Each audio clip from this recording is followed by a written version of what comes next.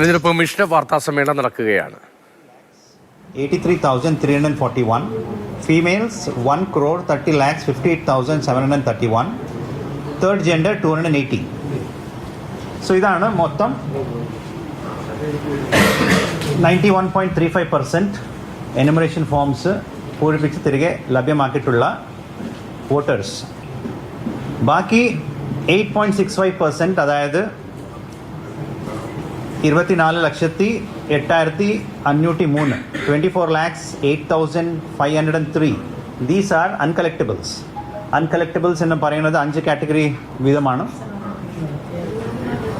24,08,503. ഇത് നമ്മൾ കഴിഞ്ഞ പ്രാവശ്യം പൊളിറ്റിക്കൽ പാർട്ടി മീറ്റിംഗിൽ ഉണ്ടായിരുന്ന കണക്ക് തന്നെയാണ്, സെയിം കണക്ക്.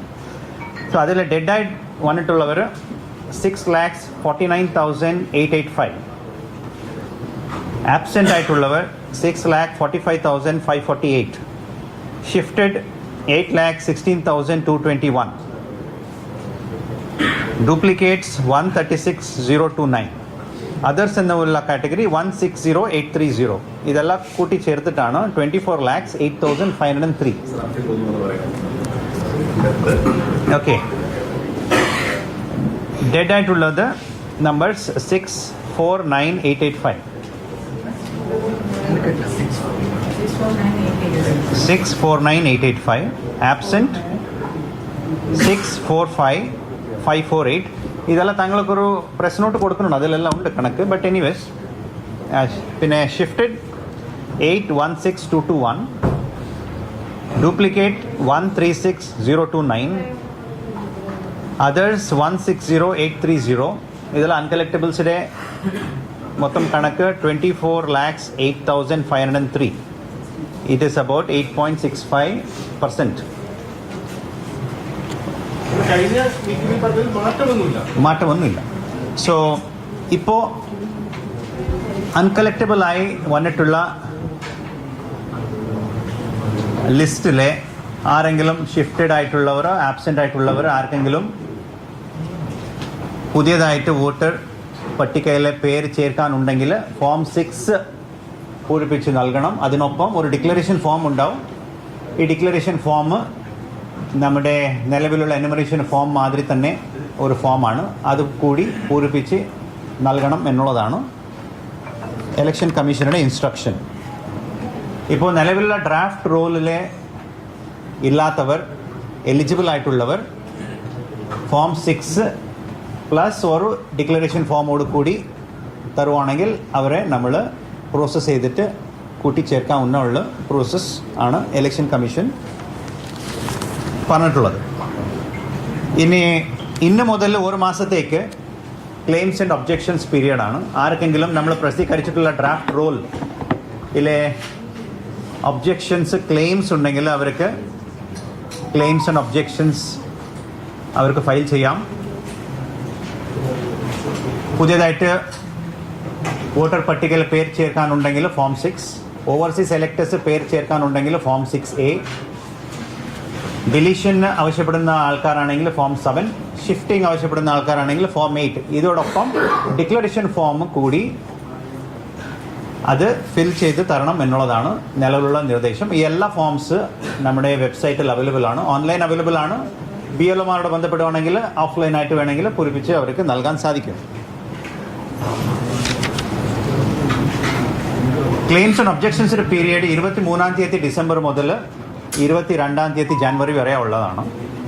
പിന്നെ നമ്മുടെ ഉദ്യോഗസ്ഥർ ഏകദേശം ഒരു 1000 ഉദ്യോഗസ്ഥർ നമ്മൾ ഇതിന് വേണ്ടിയിട്ട് മാറ്റി വെച്ചിട്ടുണ്ട്. ഇതിലെ AROമാർ, EROs അടക്കം എല്ലാ ഉദ്യോഗസ്ഥരുടെ എണ്ണം ഏകദേശം ഒരു 1000 ആൾക്കാർ ഉണ്ടാവും അക്രോസ് ദ സ്റ്റേറ്റ്. ഇപ്പോൾ നിലവിൽ തന്നെ നമുക്ക് 140 EROs ഉണ്ട്, 140x5 AROs ഉണ്ട്. പ്ലസ് കൂടുതൽ സ്റ്റാഫോട് കൂടി നമ്മൾ ഏകദേശം ഒരു 1000 ഉദ്യോഗസ്ഥർ ഈ ക്ലെയിംസ് പ്രോസസ്സിങ് നോക്കാനും പിന്നെ ഹിയറിങ് വേണ്ടിയിട്ട് നമ്മൾ നോമിനേറ്റ് ചെയ്തിട്ടുണ്ട്. ഹിയറിങ്ങിൻ്റെ ഭാഗമായിട്ട് EROമാർ എടുക്കുന്ന തീരുമാനമെതിരെ ആർക്കെങ്കിലും അപ്പീൽ ഫയൽ ചെയ്യാനുണ്ടെങ്കിൽ 15 ദിവസത്തിനകം അവർക്ക് ജില്ലാ കളക്ടറുടെ മുൻപാകെ അപ്പീൽ ഫയൽ ചെയ്യാം. അതാണ് ഫസ്റ്റ് അപ്പീൽ. ജില്ലാ കളക്ടർ എടുക്കുന്ന തീരുമാനമെതിരെ അവർക്ക് 30 ദിവസത്തിനകം ചീഫ് ഇലക്ടറൽ ഓഫീസർ മുൻപാകെ കൂടി അവർക്ക് ഒബ്ജെക്ഷൻസ് അപ്പീൽ ഫയൽ ചെയ്യാൻ സാധിക്കും. ഇത് നേരത്തെ തന്നെ നമ്മൾ പറഞ്ഞിട്ടുള്ളതാണ്, വീണ്ടും ഇവിടെ ആവർത്തിക്കുന്നു. ഇപ്പോൾ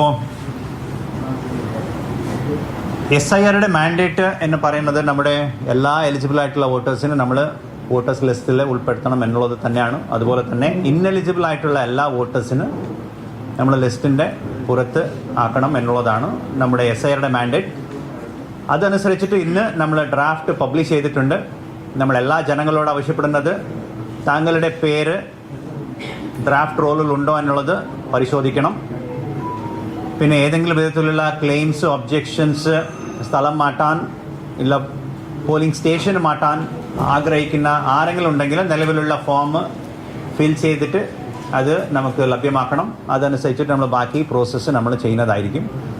പുതിയതായിട്ട് വോട്ടേഴ്സ് കൂടി നമ്മൾ ഈ പ്രാവശ്യം വളരെ നേരത്തെ തന്നെ അവരെ ഇൻക്ലൂഡ് ചെയ്യാനുള്ള ശ്രമം നമ്മുടെ ജില്ലാ കളക്ടർ ഭാഗത്ത് നിന്ന് ഉണ്ടാവുന്നുണ്ട്.